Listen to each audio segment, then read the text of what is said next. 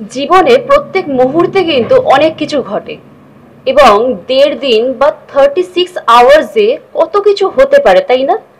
আজকে আমরা 36 আওয়ার্স নিয়ে কথা বলতে এসেছি একটি ইন্ডিপেন্ডেন্ট ওয়েব সিরিজ সেটা নিয়ে।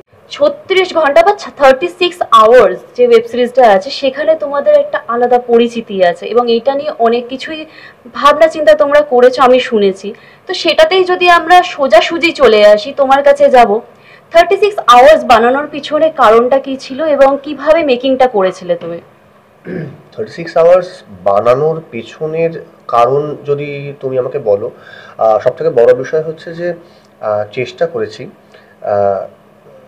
যদি বা লাইনটা খুব ক্লিশে যে দর্শকদের নতুন কিছু দেওয়ার, বাট স্টিল আমি বলবো নতুন কি দিতে পারবো সেটা দর্শকরাই বলবে ছবিটা, মানে সিরিজটা যখন 15 থেকে স্ট্রিমিং হবে।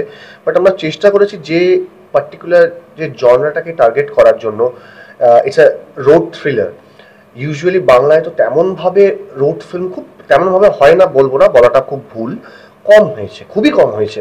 এবং এই পার্টিকুলার জনরাটা বিদেশে প্রচণ্ড, মানে ফরেন ল্যাঙ্গুয়েজ, মানে বিভিন্ন দেশে আর কি বহুল প্রচলিত। তো আমি চেষ্টা করেছিলাম যে অ্যাটলিস্ট, মানে এই গল্পটা অনেক বছর আগের লেখা আর কি। কোভিডে আমি রিরাইট করি, এটা একটা টেলিফিল্মের জন্য লেখা হয়েছিল। কোভিডে রিরাইট করে এটাকে ভেঙে একটা ওয়েব সিরিজের প্যাটার্নে আগে স্ক্রিপ্ট তৈরি করি। তো সেই সময় মনে হয়েছিল যে তুমি যে ইন্ডিপেন্ডেন্ট সিরিজটার কথা বললে, আমরা এটাকে আর কি দাবি করছি যে ইন্ডিপেন্ডেন্ট, মধ্যে একটা ছোট্ট ওয়ার্ড আছে ইন্ডিপেন্ডেন্ট মাইক্রো ওয়েব সিরিজ। কেন মাইক্রো করেছি আমরা? তার কারণ হচ্ছে মাইক্রো শব্দটা ব্যবহার করার কারণ আমরা প্রতিটা এই সিরিজের যে কটা এপিসোড আছে, 6টা এপিসোড, খুব চেষ্টা করছি খুব ক্রিস্পি ছোট স্প্যানের মধ্যে ন্যারেট করার, যাতে একটা অ্যাটলিস্ট ওই একটা ফিচার ফিল্মের লেন্থে যাতে পুরো সিরিজটা হয়ে যায়। মানুষের হাতে সময় কম এবং there is lot of option over there. মানে তোমার যদি কিছু না পছন্দ হয় একটা সিরিজ, বা আমার যদি কিছু না পছন্দ হয় একটা পার্টিকুলার প্ল্যাটফর্মে, চেঞ্জ করে অন্য প্ল্যাটফর্মে চলে যায় লোকে। এখন প্রচুর প্ল্যাটফর্ম, আমরা চেষ্টা করেছি যে সেইটা যাতে মানুষ অ্যাটলিস্ট কোনো না কোনোভাবে আমার সিরিজটার মধ্যে ধরে রাখার জন্য, আমাদের সিরিজটার মধ্যে রাখা। তো এইটা হচ্ছে ব্যাপার 36 আওয়ার্স মেক করার পেছনের একটা পটভূমি। এবং তাছাড়া যদি বলো যে এর মেকিং, ওই যে তুমি একটা কথা বললে ইন্ডিপেন্ডেন্ট, তো ইন্ডিপেন্ডেন্টলি আমরা মেক করেছি এবং ইন্ডিপেন্ডেন্ট কাজ করার মধ্যে একটা চূড়ান্ত ঝুঁকি আছে। আমি স্যালিউট করবো আমাদের প্রডিউসারকে বা production company Ori media and entertainment, যে যারা এই সাহসটা দেখিয়েছে যে এই প্যাটার্নের বা গল্পটা যে ধরনের, সেই গল্পটাকে নিয়ে তারা প্রথমবার, মানে মানে এই ধরনের গল্পকে তারা একদম প্রথম প্রজেক্ট হিসেবে তাদের নিয়ে আসা। তো ওই জায়গাটায় একটা চ্যালেঞ্জ ছিল। তো অবশ্যই এর মেকিংটা একদম ইন্ডিপেন্ডেন্টলি আমরা করেছি, যে ওই যে আতিশয্য ইউজুয়ালি একটা সিনেমা বা সিরিজ করতে গিয়ে সমস্ত ইউনিট বা পরিচালকেরা পেয়ে থাকেন, সেইটা হয়তো আমরা পাইনি। তাতে আমি বিন্দু মাত্র কোনো জায়গায় কোথাও মাথা ঠুকি না। আমাদের যে টিমটা ছিল সেই টিমটা প্রচণ্ড এনার্জেটিক ছিল এবং হয় না যে চল এটা করি, চল এটা করতে হবে। মানে অনিন্দদা বলো, আরিয়ান বলো, এবং প্রচুর থিয়েটারের কর্মীরা ছিলেন যারা দুর্দান্তভাবে সহযোগিতা করেছেন এই পার্টিকুলার সিরিজটা করার জন্য। আচ্ছা, এটা তো একটা রোড থ্রিলার যেটা আমরা শুনতে পাচ্ছি এবং একটা ছোট্ট ওয়েব সিরিজ, মানে মাইক্রো ওয়েব সিরিজ যেটাকে বলা হচ্ছে। তো তোমাকে আমরা বিভিন্ন ছবিতে দেখেছি, সিরিয়ালে দেখেছি। তুমি ইউটিউব প্ল্যাটফর্মের জন্য এই যে কাজটা চুজ করলে কেন? কি এমন ছিল যেটা মাথাতে স্ট্রাইক করলো করতেই হবে? আচ্ছা, প্রথমে বলি ও তো পুরো মহাভারতটাই বলে দিয়েছে, ওর আর কিছু বলার থাকে না আর কি। ওর বড় ম্যাক্রো মাইক্রো, আমি বায়োলজিতে খুব খারাপ ছিলাম আর কি, একবার বোধহয় দুবার ব্যাকও পেয়েছি, একবারে পাস করতে পারিনি আমি সায়েন্স। হ্যাঁ, ফলে ওই ম্যাক্রো মাইক্রো আমার এখনো ভুলে যায়। বেসিক্যালি এর পেছনে সায়েন্সটা হচ্ছে আমাদের যে বাট মাসাল আছে না, যেখানটা বসি, এইটা পাওয়া যে খুব কমে যাচ্ছে মানুষের। মানুষ বসে থাকলে পাছায় ব্যথা করে বেশিক্ষণ, ফলে ছোট লেন্থ হলে কি হবে, অন্তত এইখানটায় ব্যথা করবে না আর কি। এটা ভীষণ, এটার পেছনে সায়েন্স ম্যাক্রো।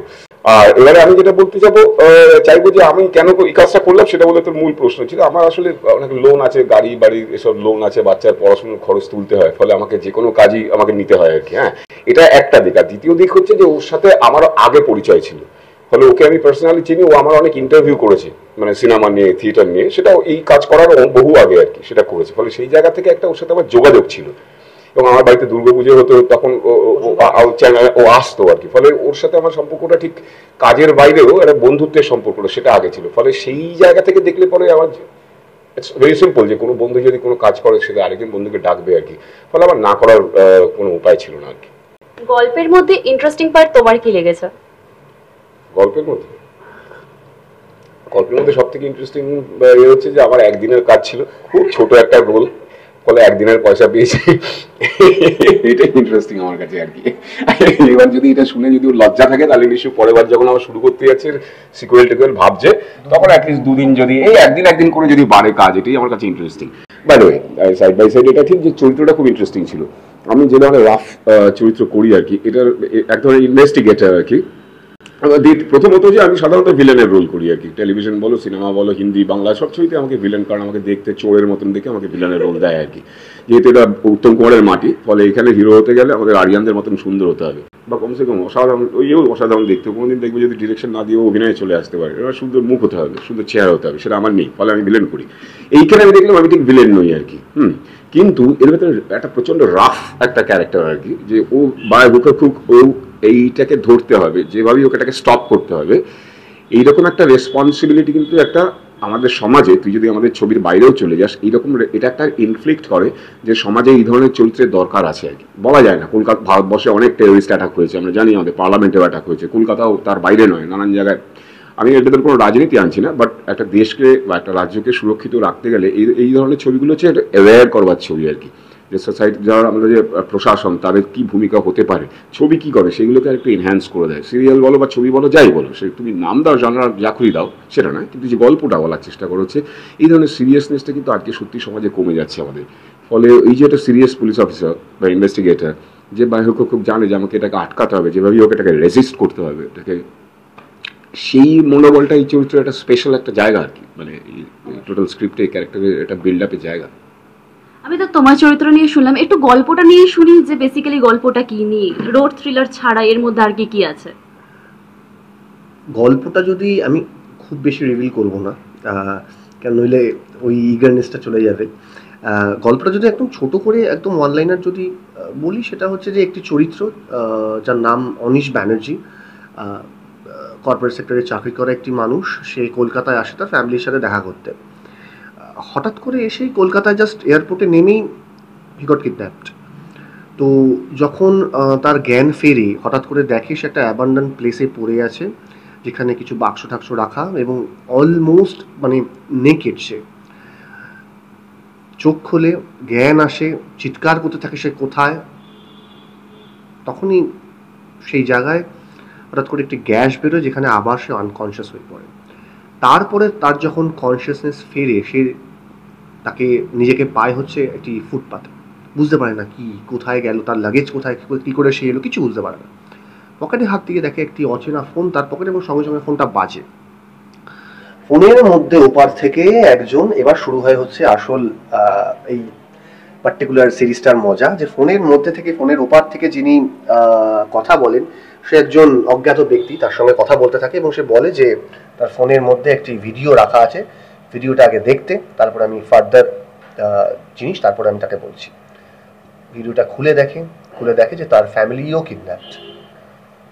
আবার ফোন আসে, এই ফোনের মধ্যে থেকে কোনো না কোনোভাবে এই অজ্ঞাত ব্যক্তির সঙ্গে, এবং তার ছাড়া ওই অনিশ ব্যানার্জি, সে কোনো না কোনোভাবে জড়িয়ে পড়ে একটা টেররিস্ট অ্যাক্টিভিটির মধ্যে। এবার এইখান থেকে চলে আসে তার সঙ্গে সোসাইটি, এবং তার সঙ্গে পুলিশের একটা ক্যাট অ্যান্ড মাউসের রেস, যেটা 36 ঘন্টা ধরে চলে। এবার কি করে কি হয়, বা কিভাবে সে ছাড়া পায়, বা পুলিশ কি করে, বা এক্স্যাক্ট ওই পার্টিকুলার যে লোকটা, যে অজ্ঞাত ব্যক্তি অনিশ ব্যানার্জিকে ফোন করে বারবার থ্রেট করতে থাকে, তার কি মনোভাব অপারেন্ডি, সেই বিষয়টার উত্তরই দেবে এই 36 আওয়ার্স। আর অ্যাকচুয়ালি যদি বলা যায়, এই অনিশ ব্যানার্জির জীবনের 36 ঘন্টাকে নিয়েই, এবং 36 ঘন্টার রেসকে নিয়েই আমাদের ওয়েব সিরিজ 36 আওয়ার্স। আচ্ছা, তোমার কাছে যদি ফিরে আসি, একটা প্রশ্ন রয়েছে। তুমি একটা ইনভেস্টিগেটর বা কপ, ঠিক আছে, আর অপর দিকে রয়েছে একজন বিজনেসম্যান। তো রিয়েল লাইফ এবং রিয়েল লাইফে কপের সাথে বিজনেসম্যানের রিলেশনটা ঠিক কেমন? রিয়েল লাইফে আরিয়ানের সাথে, রিয়েল লাইফে ইজ এ ব্রাদার, মানে ইজ এ ব্রো আর কি, মানে খুব ক্লোজ আর কি আমার। হ্যাঁ, আমরা একসাথে অন্য সিনেমাতে আউটডোরে দীর্ঘ সময় কাটিয়েছি, এবং আমার পারিবারিক বন্ধু আর কি, আমার বউয়ের সাথেও ভালো যোগাযোগ আছে, ফলে ওদের একদম ওর মতনই আর কি, মানে খুবই ক্লোজ আর কি। রিয়েল লাইফে কপের সাথে বিজনেসম্যানের কি খুবই টানাপোড়েনের সম্পর্ক আর কি, কারণ এখানে কারণ যেহেতু এখানে হিরো কাম ভিলেন, মানে two side of a same coin, যেহেতু এই ধরনের চরিত্র করা হয় না, আমাদের হয় হিরো থাকে অথবা ভিলেন থাকে। মানে হিরোর মানে তার কোনো দোষ নেই আর কি, হিরো হচ্ছে অ্যাজ ইফ কৃষ্ণের অবতার। মানে ভারতবর্ষতে হিরোর কনসেপ্ট কৃষ্ণ থেকে এসছে। কৃষ্ণ যে সমস্ত দুষ্টের দমন করে, দেখবি নাম নিচ্ছি না, আমাদের কলকাতার সমস্ত যারা বাংলার হিরো আছে তারা দুষ্টের দমন করে আর কি। সো এইখানে যে দুষ্টের দমন কর্তা আর কি, সে নিজেই আবার দুষ্টু। সো ওখানে ন্যাচারালি আমি তো পজিটিভ লোক, আমি ওই যে বললাম লাইফে 4টে পজিটিভ ক্যারেক্টার করেছি, তার ভিতরে এটা একটা। কারণ আজীবন 128 খানার মতন সিনেমা আছে, 115টাতেই ভিলেন আমি, এবং খারাপ চরিত্র, রেপিস্ট নয়, গুন্ডা নয়, বদমাইশ নয়। কি কোথায় যে আমার কপালে লেখা আছে আমি জানি না, তো ওটা অন্য ধরনের চরিত্র দিয়েছে। ন্যাচারালি এখানে তো টাসলের সম্পর্ক বেসিক্যালি আর কি। অ্যাকচুয়ালি তুমি যে প্রশ্নটা করলে, এখানে অ্যাকচুয়ালি যে চরিত্রগুলোকে রাখা হয়েছে, মানে অনিন্দ্যদা বলো বা আরিয়ান বলো, এই প্রতিটা মানে হিরোর কনসেপ্টটা যেটা অনিন্দ্যদা বললো না, মানে যে হিরো মানে দুষ্টের দমন করবে, এবং আমাদের কাছে একটা মানে কি বলবো, কোটানকোট কিছু জিনিস খুব ক্লিয়ার হয়ে গেছে, ভিশন খুব ক্লিয়ার, যে হিরোকে এরকম দেখতে হবে, এরকম দাড়ি হবে, তার এই চুলটা এরকম খাড়া খাড়া হবে, মানে হিরো কোনোদিন মোটা হতে পারে না, তার একটা সুগঠিত চেহারা হবে, এবং সে সবসময় মারবেই, মার খেতেও পারবে না। এই পার্টিকুলার জিনিসটা নিয়ে আমাদের সিরিজটা কিন্তু কোনো জায়গায় তৈরি হয়। তার কারণ হচ্ছে প্রতিটা মানুষ এই সিরিজের মধ্যে যারা অভিনয় করেছে রিয়েল লাইফে, তারা কিন্তু রক্তমাংসের মানুষ, তাদের ক্রাইসিস আছে জীবনে। তারা মানে এই অনিশ ব্যানার্জি বা নিদেন পক্ষে অনিন্দ্যদা যে ক্যারেক্টারটা প্লে করেছে সুজয় বলে, ব্যুরো চিফ সুজয়, তো এদের জীবনে ক্রাইসিস আছে। এই অনিশ ব্যানার্জি যে ডেঞ্জারাস ক্রাইসিসের মধ্যে পড়ে, সেই ক্রাইসিসটা কিন্তু মানে কোনো না কোনো জায়গা দিয়ে এই পার্টিকুলার যদি অনিশ মানে আরিয়ানকে বা অনিশ না বলছি না আর কি, মানে তুমি হিরোর কথাটা হিরোর কথাটা বললে বলে আমি এটা বলছি যে এই ক্রাইসিসটা মানে এই পার্টিকুলার ক্যারেক্টারটা কিন্তু ডেঞ্জারাস ভাবে বিল্ড করার চেষ্টা করা হয়েছে। আমি জানি না কতটা করতে পেরেছি, সেটা দর্শক বলবে, কিন্তু ওই হয় না মানে যেটা অনিন্দ্যদা বললো যে এ কিন্তু হিরো নয়, এর কাটলে রাগে রক্ত বেরোয়, ব্যথা হয় আর কি। তো আলটিমেটলি আমরা কোনো জায়গা দিয়ে চেষ্টা করেছি যে যাতে কোনো না কোনো জায়গা দিয়ে চরিত্রগুলো তোমার বা আমার চোখে দেখা কোনো চরিত্র হয়ে ওঠে। সো এইটা আমরা সবসময় চেষ্টা করি গোটা 36 আওয়ার্সের টিম। সাধারণত আমরা যে ওয়েব সিরিজগুলো দেখে থাকি সেগুলো কিন্তু কোনো না কোনো ওটিটি প্ল্যাটফর্মে লঞ্চ হচ্ছে, 36 আওয়ার্স কেন হলো না? অ্যাকচুয়ালি প্রথমত হচ্ছে তুমি যেটা বললে, এটার সেল করার জন্য আমরা কোনোদিন যে ইনিশিয়েটিভ নিইনি তা নয়। এটা সত্যি কথা বলতে আমি আগেও বলেছি, এটা তৈরি হয়েছিল 2022-এ, এটা শেষ হয়ে গেছিল, মানে ইটস আ কমপ্লিট প্রজেক্ট। তো আমরা সেল করিনি রাদার, আর কিছু প্রবলেমের জন্য এটা সেই সময় বেরোতে পারেনি। যাই হোক, তার পরবর্তী ক্ষেত্রে এটা সেলের জন্য অপশনও এসে 2-3টে কোম্পানিকে অ্যাপ্রোচ করা হয়েছে, এবং তাদের মধ্যে 2জন খুব পজিটিভ রেসপন্স দিয়েছিল আমাদের ট্রেলার দেখে। এবং কিন্তু আমরা ফার্দার এগোইনি, এবং আমাদের যিনি প্রডিউসার আছেন, আমি তাকে হ্যাটস অফ করবো, মিস্টার সিনহাকে। তার কারণ হচ্ছে যে উনি একটা কথা আমাদের বললেন, মানে আমাদের খুব ক্লোজ একটা মিটিং হয়েছিল, আরিয়ান ছিল, অনিন্দ্যদা ছিল, আমি ছিলাম, আমাদের ইউনিট মেম্বাররা ছিল, আমাদের যে এক্সিকিউটিভ প্রডিউসার ডিওপি সবাই ছিলেন ওখানে। উনি বললেন যে আমার এখান থেকে না ব্যবসার দরকার নেই, এই পার্টিকুলার প্রজেক্টটা না আগে দেখানো দরকার, এক্সিবিট করাটা দরকার। আর এক্সিবিট করার জন্য এই মুহূর্তে দাঁড়িয়ে আমার মনে হয় না ইউটিউবের থেকে একটা গ্লোবাল এবং একটা বিগেস্ট ভিডিও প্ল্যাটফর্ম ছাড়া আমার মনে হয় না অন্য কোনো ওটিটি প্ল্যাটফর্ম আছে বলে। মানে আমি মানে টেবিল বাজিয়ে বলবো না, আমার সেই দৃশ্যতা নেই, বাট স্টিল বলবো যে ইউটিউব খুব অ্যাক্সেসেবল। এবং যেটা আমি যার জন্য বারে বারে আমরা বলছি যে একটা সিরিজ দেখতে গেলে 100 টাকা, 99 টাকা, 49 টাকা দিয়ে সাবস্ক্রাইব করতে হয়, এখানে কোনো সাবস্ক্রিপশনও নেই। আপনারা দেখুন, আমরা শুধু একটাই বক্তব্য যে দেখুন, ভালো লাগলো তো ভালো বলুন। আমি কোনো সময় বলবো না যে আমি একটা এমন কিছু বানিয়েছি যেটা কোনোদিন তৈরি হয়নি, একটা ওয়েব সিরিজই তৈরি করেছি। ভালো লাগলে ভালো বলুন, খারাপ লাগলেও বলুন, যাতে মানে কি বলবো সেটাকে রেকটিফাই করে যাতে সিজন 2 আরো কংক্রিট হয়। কিন্তু দেখুন, দেখতে কোনো পয়সা লাগবে না, কিছুটা সময় যাবে, এবং একটা সিনেমা তো দেখেন আপনারা, দেখুন, ওইটুকুনি আমাদের বলার আর কি। এই জন্য ইউটিউবে আমাদের পাবলিশ করা আছে।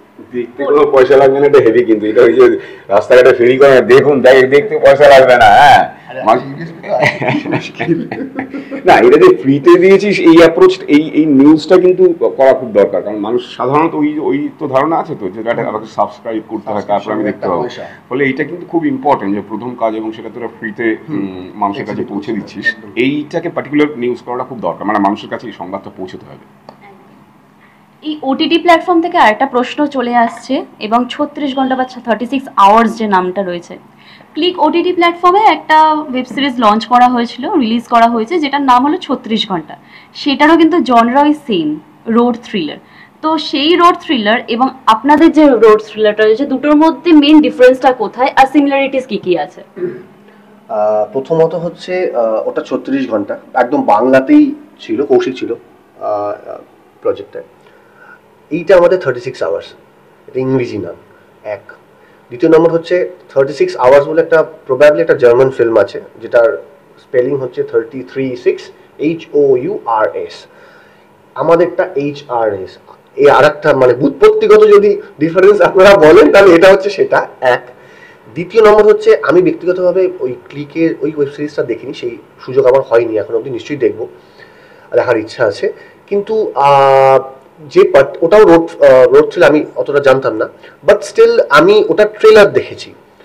ট্রেলার দেখে আর আমাদের ট্রেলারও বেরিয়েছে, মানে আমি তো গল্পটা জানি আর কি, কোনো জায়গা দিয়ে আমার মিল কেন মনে হয়নি, কারণ ওটার কনসেপচুয়ালি ওটা পুরোপুরি আলাদা, ওর গল্পর ভিত, ওর গল্পর কনসেপ্ট পুরোটাই আলাদা, আমাদের গল্পের কনসেপ্ট আলাদা। হ্যাঁ, এটা হতে পারে যে জনরাটা হয়তো same, that's a different issue.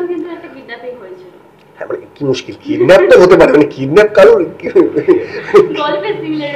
হ্যাঁ মানে কিডন্যাপ হতে পারে, মানে হয়েছে, মানে আমার এখানে তাহলে আমি বলবো আমার দুবার কিডন্যাপ হয়েছে আরিয়ান, আমি কি মানে আমি কি বলবো বলুন, মানে আরিয়ান কিডন্যাপ হয়েছে, আরিয়ানের ফ্যামিলি কিডন্যাপ হয়েছে, মানে অনিশের ফ্যামিলি কিডন্যাপ হয়েছে, মানে আমি একটা স্টেপ এগিয়ে আছি আর কি, এর বাইরে কি বলবো।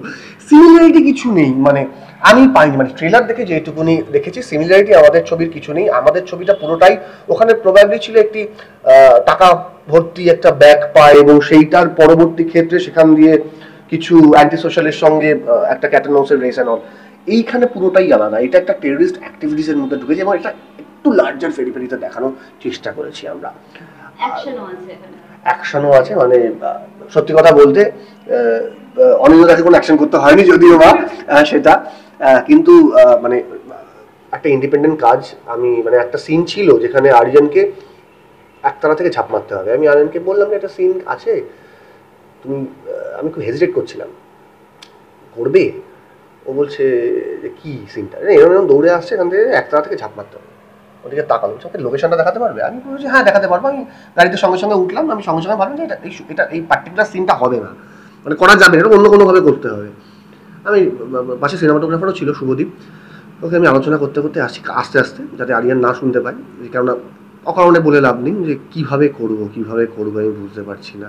ও দেখলো স্পট থট, আমি ওকে পাশ থেকে বললাম যে আমার কিন্তু হার্নেস নেই, আমার সেই পয়সা নেই, আমি তোমাকে দিতে পারবো না।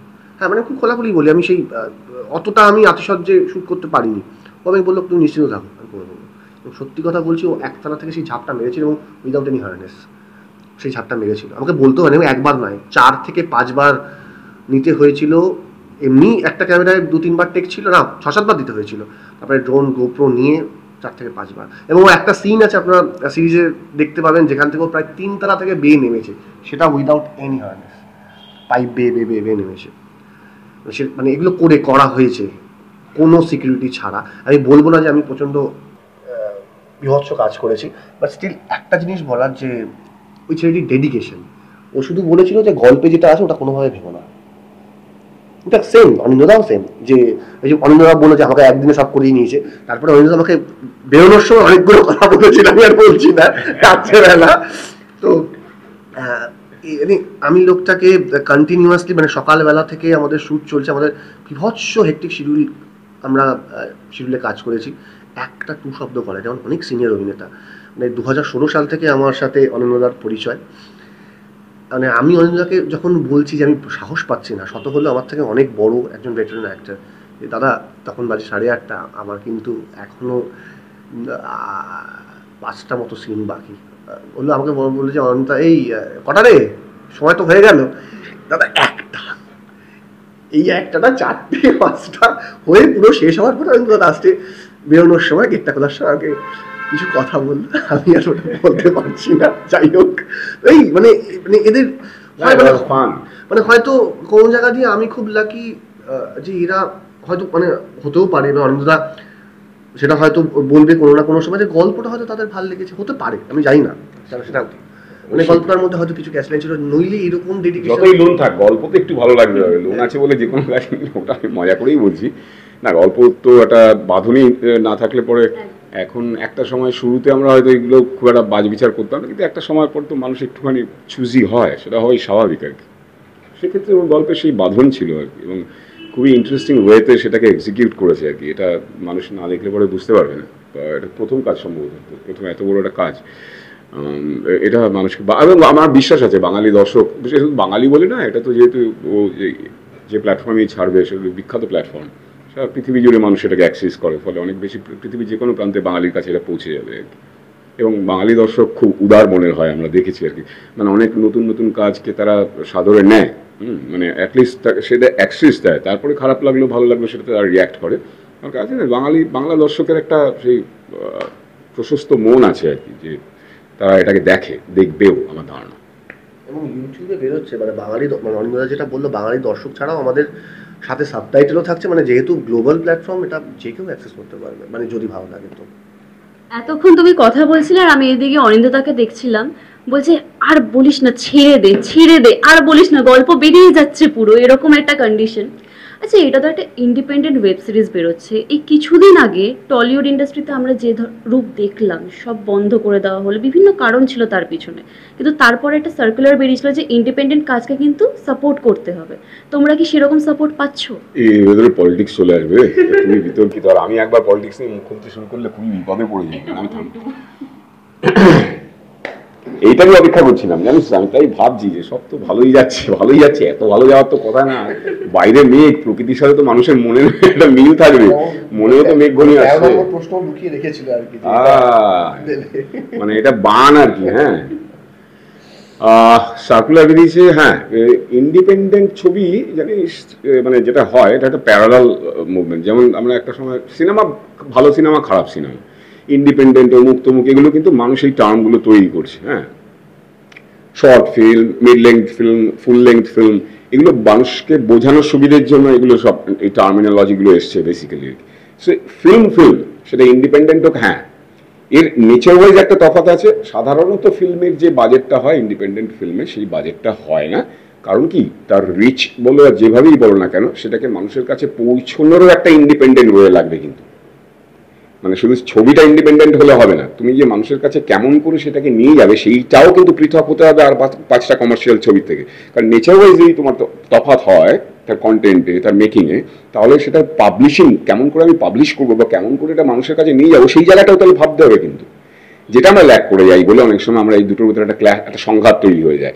এবার সরকারের এখানে একটা ভূমিকা অবশ্যই থাকা উচিত, কারণ পৃথিবীর সমস্ত দেশে সরকার কিন্তু এই ধরনের আর্ট অ্যান্ড ক্রাফটকে আর কি, কারণ আর্টটা হচ্ছে আমাদের সোসাইটির পিলার, সাধারণত সায়েন্স এবং আর্টস, এই দুটোর উপর যে কোনো সভ্যতা দাঁড়িয়ে থাকে, একটা দেশ দাঁড়িয়ে থাকে তুমি এই সায়েন্স এবং আর্টসের ওপরে আর কি। এবং তার থেকেও বড় কথা হচ্ছে তুমি সায়েন্সকে এবং আর্টসকে কেমন করে ব্যবহার করছো তার উপরেও তোমার সমাজের অগ্রগতি বা পশ্চাৎগতি নির্ভর করবে। আমি যদি সায়েন্সকে ক্যান্সারের ওষুধ হিসেবে আবিষ্কারের পেছনে আমি যদি সরকার যদি না করে আরো 4টে গেজেট আবিষ্কার করে ফেললো সায়েন্স টেকনোলজিকে কাজ করে, এবং বাচ্চাদের মাথা চলে গেল, খারাপ হয়ে গেল, 4টে অ্যাপ বার করে দিল, বাচ্চারা পড়াশোনা ছেড়ে দিয়ে এগুলো করবে। ফলে এইরকম ভাবে যদি তুই না দেখিস বা আমরা যদি না দেখি, তাহলে পরে একটা দেশের শিল্প বা সংস্কৃতি বেশি দিন টিকে থাকতে পারে না।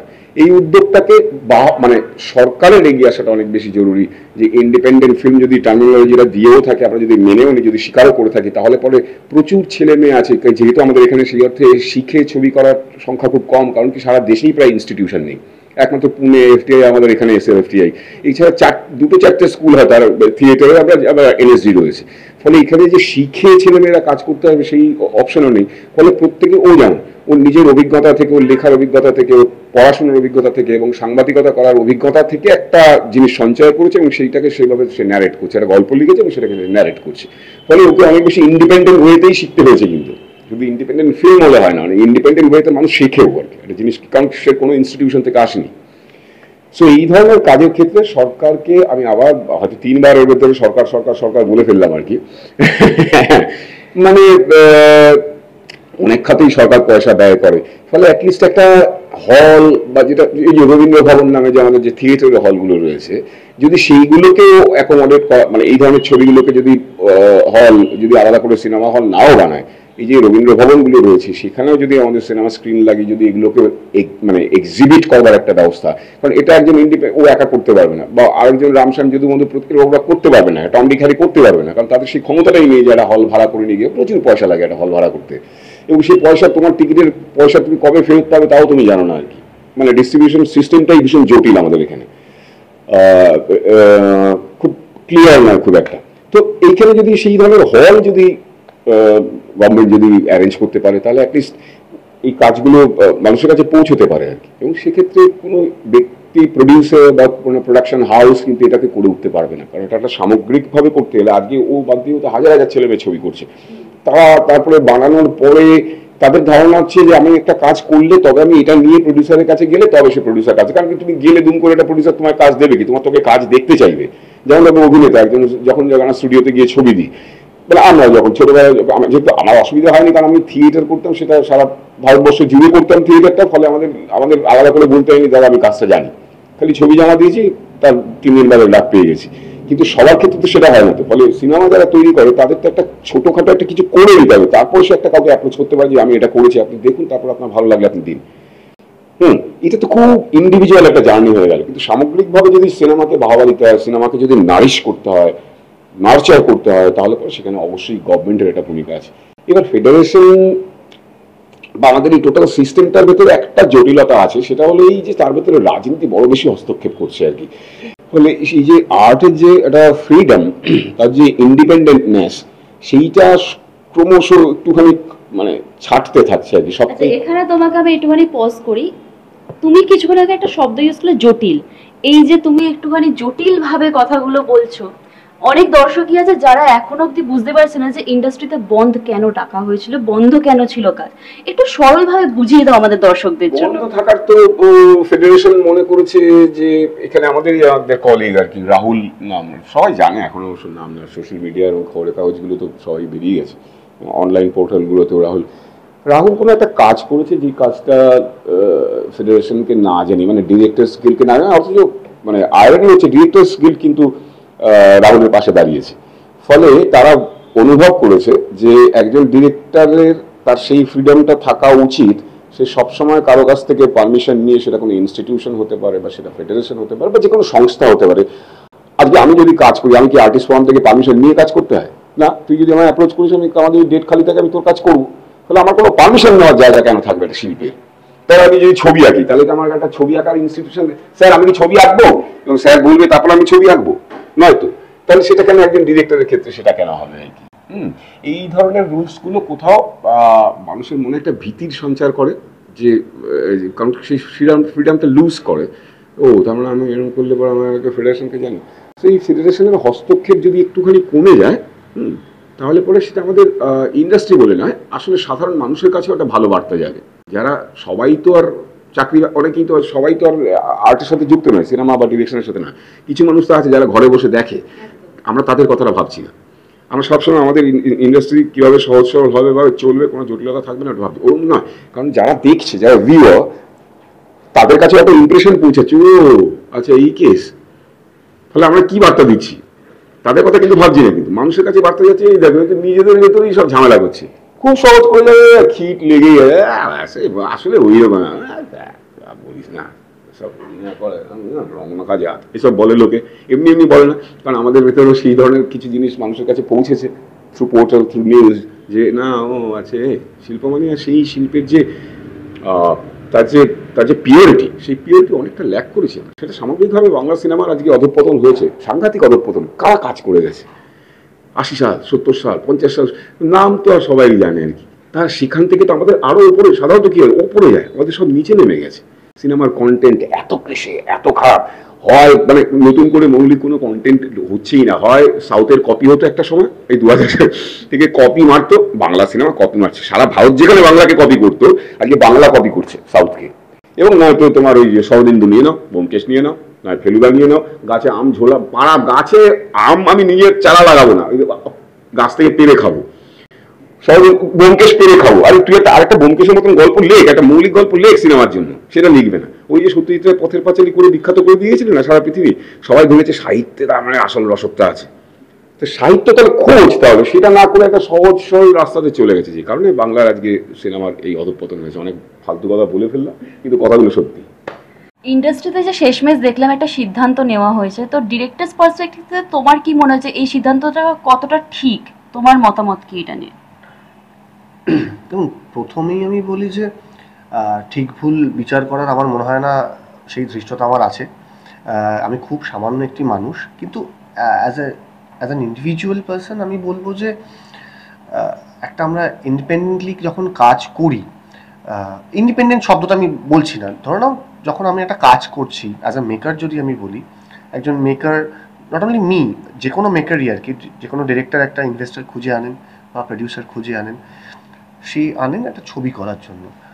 এবার সে ঠিক করে তার পছন্দ মতো যে এই ক্যামেরাটা করলে ভালো হয়, এই মিউজিকটা করলে ভালো হয়, এই এডিটটা করলে ভালো হয়, এই গাফার কিংবা এই বুম ম্যান অ্যান্ড অল, এই লাইট করবে, এ ট্রলি ঠেলবে, এই বিষয়গুলো সব কিছু ঠিকঠাক। এবার ঘটনা হচ্ছে যে এর মধ্যে যেটা ঘটেছে আর কি, যে একটা অর্গানাইজেশনকে বলে করতে হবে। আমি একটা জিনিস শুধুমাত্র বলতে চাই, এর মধ্যে তো কোনো এরকম কোনো কেউ কাজ করে না, মানে একজন মেকার যে কোনো অসামাজিক কাজ করছে, তাহলে আমি পারমিশনের জন্য এত দৌড়াদৌড়ি করবো কেন? হ্যাঁ, অবশ্যই যেই পারমিশনটা দরকার, একটা পার্টিকুলার জায়গায় শ্যুট করছি তার পুলিশ পারমিশন, বা সেটা কোন এরিয়ার মধ্যে পড়ছে, রেকর্ড হ্যাঁ, সিকিউরিটির ব্যাপার থাকে, সেগুলোর জন্য একটা পারমিশন। হ্যাঁ, মানে যেটুকু দরকার সেই পারমিশনটা আমি নিলাম, কিন্তু এছাড়া বাদ বাকি যে জিনিসগুলো সামনে আসছে আর কি, মানে আমি জানি না সেইটা কতটা জরুরি। এবার অ্যাজ এ ইন্ডিপেন্ডেন্ট মেকার, আমি এখনো ইন্ডিপেন্ডেন্ট মেকার নিজেকে বলতে ভালোবাসি, শুধুমাত্র সেটা নয়, একজন সিনেমার ছাত্র নিজেকে বলতে ভালোবাসি, তাতে আমার কিচ্ছু মানে দ্বিধাবোধ হয় না। এবার সেই হিসাবে যদি আমি দেখি, দু হাজার প্রবাবলি 2012 সাল থেকে ছোট ছবি তৈরি করে, যেগুলো বহু ইন্ডিপেন্ডেন্টলি কাজ করি আমরা, বহু বিদেশের ফেস্টিভ্যালে সিলেকশন পেয়েছে, এবং 2017 সালে আমার একটি short documentary film West Bengal film journalist অ্যাওয়ার্ডও পায় বেস্ট ডকুমেন্টারির জন্য 24x7, সেটাও ইন্ডিপেন্ডেন্টলি করা। এবার ঘটনা হচ্ছে ইন্ডিপেন্ডেন্ট কাজ করার মধ্যে যে আনন্দটা আছে সেটা হয়তো অন্য কোনো জায়গায় নেই। এবার এইখানে হয়তো গিয়ে আমার মনে হয় কোনো না কোনো জায়গা দিয়ে যেটা হয়েছে সেটা থেকে হয়তো ইন্ডিপেন্ডেন্ট মেকাররা না আরও বেশি রেবেল হয়ে যাবে।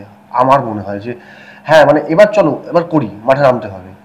আমি ভুলও হতে পারি, মানে কিন্তু আমার তো তাই মনে হয় যে এখানে বাধা দেওয়ার, মানে কি বলবো, বাধা দেওয়ার অডাসিটি আমার মনে হয় না কারোর থাকবে, কারণ কোনো অসামাজিক কাজ সে করছে না, এমন কোনো কাজ করছে না যেটা দৃষ্টিকটু, ছবি বানাচ্ছে, এর ভিতরে বিপ্লব বিদ্রোহের তো কোনো জায়গা নেই। তাহলে আমি এত কিছু, এত টেনশন মাথায় নেব কেন? এমনি একটা ছবি বানাতে গেলে এখন মানে মোটামুটি পায়ের ঘাম মানে একদম মানে পায়ের বুড়ো আঙুলের নখ অব্দি চলে যায়, হ্যাঁ মানে সরি, মাথার ঘাম পায়ের বুড়ো আঙুলের নখ অব্দি চলে যায়, হ্যাঁ আর কি উল্টো, হ্যাঁ উল্টো আর কি।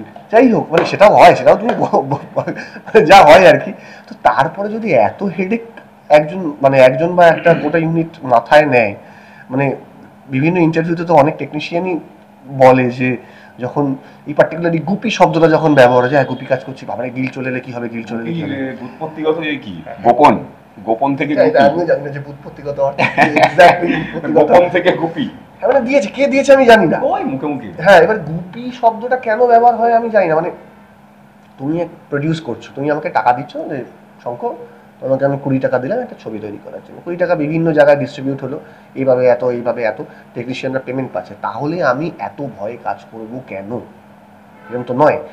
যখন অনিন্দিতা কাজ করছে অ্যাজ অ্যান অ্যাক্টর বলছি, সেও তার পারিশ্রমিক পাচ্ছে, আমিও তো আমার পারিশ্রমিক পাচ্ছি, একজন লাইটের কেয়ারটেকারও সে তার প্রাপ্য পারিশ্রমিক পাচ্ছে, তাহলে আমার এত ভয় কিসের? কেন ভয় পাচ্ছি? এবার এইটা আমি জানি না যে এইটার পরবর্তী ক্ষেত্রে বিপ্লব বিদ্রোহের ফলাফল কি হতে পারে। তার কারণ হচ্ছে আমি নিজেও বলতে পারবো না, তার কারণ হচ্ছে প্রচন্ড আনপ্রেডিক্টেবল আমাদের রাজ্য। আজকে এটা হয়েছে, কালকে এটা কি হবে কেউ জানে না। আমি আবার বলছি যে আমি কিন্তু এমন কোনো কথা বলছি না যে যেটা ভার্ডিক্ট, আমি আমার মতো করে এক্সপ্লেন করছি যে আমি এভাবে দেখছি বিষয়টাকে। তবে আমার মনে হয় যে ওই তুমি যেটা বললে যে এবার কি হতে পারে, আমি অ্যাজ এ মেকার মনে করতে পারি, বা অ্যাজ এ ফিল্ম স্টুডেন্ট বা অ্যাজ এ ইন্ডিপেন্ডেন্ট মেকার মনে করতে পারি যে হয়তো আমাদের মতো যারা নতুন কাজ করার স্বপ্ন দেখছে তাদের সাহসটা আমার মনে হয় আরেকটু হলেও বাড়লো, যে হ্যাঁ চলো এবার মাঠে নামতে হবে, এবং একটা জায়গা থেকে যেখানে সরকার বলছে যে কাউকে ব্যান করা হবে না, আমি একটা প্রশ্ন করতে চাই যে ব্যান হবেই বা কেন? মানে ছবি করতে গেলে ব্যান মানে কেন? কোনো মেকার যদি এখন বুক ঠুকে এই কথাটা বলে যে আমি পশ্চিমবঙ্গের ছবিটাই বের করবো না, বা প্রডিউসার যদি বলে, তাহলে তো কিছু করার নেই। মানে এরকম প্রচুর ছবি হয়েছে যে ছবিটা পশ্চিমবঙ্গে শ্যুট হয়েছে, মানে হয়তো কানে দেখানো হচ্ছে, তার প্রিমিয়ার হচ্ছে কানে বা বার্লিনের হচ্ছে, আমি নাম বলছি না, তো সেই ছবিগুলো তো হয়েছে, সেগুলো ইন্ডিপেন্ডেন্টলি কাজ হয়েছে। সেই মেকার যদি বা সেই প্রোডাকশন হাউস যদি বলে আমি বের করলাম না, কারণ তো কিছু করার নেই। তাহলে এই ঝামেলায় গিয়ে আলটিমেটলি হবেটা কি? কিছু ভালো জিনিস থেকে বাঙালি মানে সরে যাবে, কিছু ভালো মেকারকে হয়তো হারাবে। আমি আমার কথা বলছি না, আমি জানি না সেটা কি, কিন্তু ভালো মেকারকে হারাবে, কিছু ভালো টেকনিশিয়ানকে হারাবে, যারা চাইবেই হ্যাঁ চলো আমি তো বাইরে কাজ করছি। এরপরে সরকার সাহায্য করবে না। আমি তখন বললাম যে ইন্ডিপেন্ডেন্ট ফিল্মে যে সরকারের এগিয়ে আসা উচিত, যেভাবে সরকারের সমালোচনা করলি, বললাম যে সরকার, আমি মজা করছি না, কন্টেন্টটা কি কমার্শিয়াল ছবি বা এই ধরনের ছবির বাইরে এক ধরনের ছবি হয় যারা দেশের সমালোচনা করে। এটা সারা পৃথিবীর ইতিহাসে আছে, মানুষ বিদ্রোহ করেছে, সরকারের বিরুদ্ধে কত ছবি এঁকেছে, সরকারের বিরুদ্ধে কবিতা লিখেছে, সাহিত্য, এটা হিউম্যান নেচার, সে সমালোচনা করবে। হ্যাঁ, উৎপল দত্তের এক সময়, আমাদের বাংলাতেও সেই ইতিহাস আছে, তার জন্য উৎপল দত্তকে ফল ভোগ করতে হয়েছে আমাদের তথাকথিত বামপন্থীদের হাতে, ক্রিটিসাইজ করেছিল দেখে। ফলে ইন্ডিপেন্ডেন্ট ছবি কিন্তু সে ক্রিটিসাইজ করে, এটা কিন্তু তার কি পয়েন্ট। ইন্ডিপেন্ডেন্ট ছবি কিন্তু সবসময় খুব মনোরঞ্জন আর হিরো হিরোইনের নাচ গানের বাইরের একটা ধরনের ছবি, একটা ধরনের কন্টেন্ট, সে কিন্তু প্রয়োজনে সরকারের সমালোচনা করতেই পারে, মানে তার রাইট, কারণ সরকারকে সে সিরিয়াসলি গ্রান্ট করছে দেখেই সে সরকারের সমালোচনা করছে। যদি চোখ বুঝে থাকতো যা খুশি হচ্ছে হোক হোক, তাহলে তো রসাতলে চলে যাবে দেশ, তাই না? যেটা বলে এটা আমার ব্যক্তিগত এক্সপিরিয়েন্স থেকেই বলি, কারণ আমার 24x7 যেটা আমি বললাম যে অ্যাওয়ার্ড পেয়েছিল, ওই পার্টিকুলার ডকুমেন্টারিটা প্রথমে কেউ দেখেইনি। আমি যে ফিল্ম ইনস্টিটিউট থেকে পাস আউট করেছি তার ডিপ্লোমা ফিল্ম ছিল ওটা, দেখতেই চাইনি, মানে এমন ধরনের ছবি ছিল। ভালো কথা, ওই ছবিটা যখন অ্যাওয়ার্ড পায় তখন 2-4 জায়গায় লোকজন জানতে পারে, কেন ডকুমেন্টারি কেউ এমনি কেউ দেখে না। আমি থাকি ইছাপুরে, আমি মফস্বলের ছেলে। আমার এখনো মনে আছে 2 থেকে 3 দিন আমার রাত্রেবেলা ফিরতে প্রবলেম হয়েছে। এটা একটা পলিটিক্যাল একটা টার্মোয়েল নিয়ে ডকুমেন্টারিটা ছিল, টার্মোয়েল শব্দটা বলবো না, একটা পলিটিক্যাল ডকুমেন্টারি ছিল। সেই ডকুমেন্টারিতে কিছু জিনিস এমন, মানে কোনো মানে পার্টি বা পলিটিক্যাল পার্টিকে টার্গেট করে ছবিটা করাই হয়নি, বাট ছবিটা দেখে কিছু মানুষের মনে হয়েছিল যে আমি রুলিং পার্টিকে কোনো না কোনোভাবে অ্যাটাক করছি। সেটা তো নয়, যাই হোক। ঠাকুর ঘরে কে আমি তো বলা হয়। হ্যাঁ, মানে মুশকিলটা হচ্ছে তার ছবি কেন দেখাচ্ছি আমি। একটা সিচুয়েশন, মানে একটা সিন আছে ডকুমেন্টারিটাতে, যে একজন বসে একটা টেলিভিশন দেখছে, সেখানে একজন নামকরা পলিটিক্যাল নেত্রী তিনি কিছু কথা বলছেন। এই পার্টিকুলার সিনটার জন্য আমি প্রচুর থ্রেট খেয়েছি। মানে এটা একদম মিথ্যে কথা নয়, কেন আমি রাত্রেবেলা লাস্ট নৈহাটি লোকাল ধরে আমি যখন ফিরতাম ইছাপুরে নামার সময় আমার বাইক রাখা থাকতো, মানে বন্দুক কোনোদিন নিয়ে আমাকে কেউ থ্রেট দেয়নি, যেহেতু লোকজন চেনা ওখানকার, কিন্তু ভার্বাল থ্রেট প্রচুর খেয়েছি যে হ্যাঁ মানে কেন হবে। তো আমি এখনো বলবো যে মানে ছবি করেছি, এটা থ্রেট তোমার মানে এমন কিছু বিপ্লবী করিনি আমি ওটার ভেতরে, খুব সহজ সাদাসিধে একটা জিনিস ছিল। তো এটার ভেতরে এত ডিফিকাল্টিস থাকবে কেন? একজন মেকার একজন ছবি করবে, একজন অভিনেতা মানে অভিনয় করবে, তার জন্যই তো এসছে, সবাই সবার কাজটা করছে, তার জন্য এত প্রশ্ন যাই না। মানে আমি আবার বলছি যে আমি খুব ছোট মানুষ, আমি খুব সামান্য মানুষ, কিন্তু আমার ভেতরে এই প্রশ্নগুলো জাগে যে ওয়াই, দরকার নেই এত কিছু করার। অনেকক্ষণ অনেক সিরিয়াস টপিকে কথা হলো, এবার 36 আওয়ার্সে ফিরে আসি। তোমার কাছে আসবো, ফেভারিট মেমরি বা খুব মনের কাছে যেটা ধরে রয়েছে এই কাজটা করার টাইমে, কোনো কিছু আছে? না, সেরকম কিছু নেই, পুরোটাই আছে, কারণ পুরোটাই আমার কাছে ভীষণ স্মরণে থাকার মতনই ঘটনা। কারণ যেভাবে ওই যে বললো যে একদমই প্রথমত হচ্ছে যে এখানে সবাই ভীষণ ইয়াং একটা গ্রুপ আর কি, ফলে অনেক বেশি ওয়েভ লেংথে ম্যাচ হচ্ছে। যদিও আমি ইয়াং নেই, আমি বৃদ্ধ, কিন্তু আমার সাথে ওদের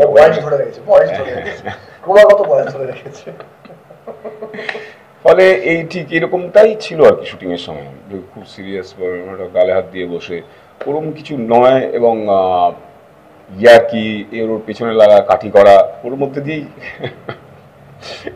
সেই করতে করতেই তারপরে প্যাক আপ হওয়ার পরে একটু, সেটা বলছি না এখন, একটু বসা, একটু কথা বলা আর কি। হ্যাঁ, সো সো আর কি লাগে, আর কিছু লাগে না, তাহলে পুরোটাই ভীষণ স্মরণে আছে।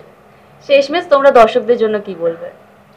বাংলা আমি যেটা একটু আগে বলে ফেলেছিলাম, যেটা শেষে বলার কথা, আমি শেষের কথা মাঝখানে বলে দিয়েছি, কোনো মানে হয়?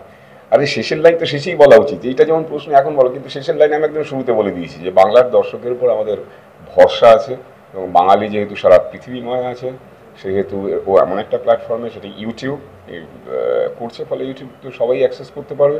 এবং এই আমার বরং উল্টোটা, আমি যেটা ওকেও বললাম বা তোদের চ্যানেলের মাধ্যমে বলতে চাইছি, যে এই খবরটা যাতে মানুষের কাছে পৌঁছে, যাতে এটা সাবস্ক্রিপশন করতে হচ্ছে না, ফলে এইটা কিন্তু মানুষ দেখতেই পারে আর কি। মানে আবার এটাও যাতে না একটা ভুল মানে ভাবতে পারে মানুষ, সাবস্ক্রিপশন করতে হচ্ছে না মানে এটা বোধহয় তেমন কিছু একটা ওচা জিনিস, সেটা কিন্তু নয়। আই প্রিসাইসলি মেনশন, এটা একটা প্রথম এত বড় একটা মানে কাজ আর কি। এবং না, এর আগে শর্ট ফিল্ম করেছি, সেটা শুনলি আর কি। কিন্তু এই কাজটার ভেতরে একটা এমন কতগুলো এলিমেন্ট রয়েছে, যে এলিমেন্টটা আমাদের যে আমাদের সোসাইটিতে যে যারা ইয়াং জেনারেশন, তাদেরকেও কাজে লাগতে হবে, মানে তার কোথাও একটা অ্যাওয়্যার হবে। সেটা আমি এন্টারটেনমেন্ট সিরিজ মানে এখানে একটা অ্যাওয়্যার করবার, সোশ্যাল অ্যাওয়ারনেস ডেভেলপ করবার মতন একটা মেসেজ আছে, উইচ ইজ অ্যাবসলিউটলি অ্যামেজিং। এবং আমার ধারণা এবং বিশ্বাস এটা বাঙালি দর্শক নেবে। আমি বলবো যে যেটা অরিন্দদা বললো, যে বাঙালি দর্শক তো ভালো কাজ এবং অন্য রকমের কাজ এবং বিভিন্ন রকমের কাজ দেখতে চায়। তো আমার মনে হয় ওই দর্শকের ওপর সেই ভরসাটা আছে যে এই সিরিজটা তারা দেখবে। এবং অরিন্দদার কথা রিপিট করেই বলছি যে এটা ফ্রি যেহেতু দেখানো হচ্ছে ইউটিউবে, তার মানে এই নয় যে এটা খুব মানে এরকম কাজ, ঠিক আছে দেখলাম না দেখলেও হলো। আমি দুটো তিনটে মেকারের নাম, একজন মেকারের নাম এখনই মাথায় আসছে, বিশাল ভারদ্বাজ ইউটিউবের জন্য কাজ করেছেন, আই গেস সবাই সেই ছবি দেখেছেন, যেটা পুরোটা মোবাইল দিয়ে শ্যুট হয়েছিল। এরকম প্রচুর কাজ আছে যারা বড় বড় মেকাররাও করেছেন। তো আমাদের মানে আমি অ্যাজ এ মেকার খুব ক্ষুদ্রভাবেই আমি বলছি যে দেখুন, ভালো লাগতে পারে, খারাপও লাগতে পারে, কিন্তু মতামতটা দরকার। দেখতে তো কোনো পয়সা লাগছে না, একটু সময় লাগছে। দেখুন, যদি আপনাদের ভালো লাগে বলুন, খারাপ লাগলেও বলুন, কমেন্ট বক্স ওপেন, আমি রিপিট করলাম। কিন্তু আপনারা দেখলে আমাদের সুবিধাটা কি হবে, এমন জায়গায় আমাদের এই সিজনটা শেষ হয়েছে। তো season 1 is totally incomplete without season 2। তো আপনারা যদি সাথে থাকেন, আমাদের সিজন 2টা বানাতে সুবিধা হবে। মানে সত্যি কথা বলে প্রডিউসারকে অ্যাপ্রোচ করতে পারবো আর কি, যে আপনি বানান সিজন 2টা। সো এটা রিকোয়েস্ট, আমি সবার কাছে হাত জোর করে বলছি, দেখুন, ভালো লাগলে ভালো বলুন, খারাপ লাগলে গালাগালি করুন, তাতেও কোনো আপত্তি নেই, কিন্তু দেখুন। আচ্ছা দেখুন করছো, কিন্তু কোথায় দেখবে? YouTube, obviously YouTube 15th of August থেকে স্ট্রিমিং স্টার্ট হবে অরিন মিডিয়া অ্যান্ড এন্টারটেনমেন্টের ইউটিউব চ্যানেলে। এবং সমস্ত আপডেট আপনারা অরিন মিডিয়া অ্যান্ড এন্টারটেনমেন্টের চ্যানেলেই সমস্ত আপডেট পেয়ে যাবেন।